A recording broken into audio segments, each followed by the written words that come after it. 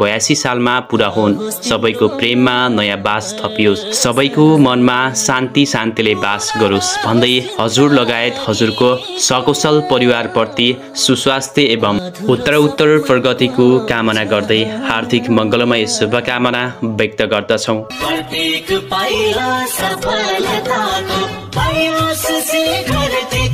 कसैले अकालमा मर्न नपरोस्, दुःख र अभाव कसैले नहोस्, रिस र आवेगले जल्न नपरोस्, विनाशको बाटोमा नहिडियोस्, समृद्धिले हरेकका मस्तिष्क छाओस्, देश प्रगतिको पथमा लम्किरहोस्। वसन्तले सुन्दरता छाएको छ, बिरुवामा पालुवा फेरिएको छ, बगैँचामा फूल फुलेका छन्, चराहरूको आवाज सङ्गीत छ।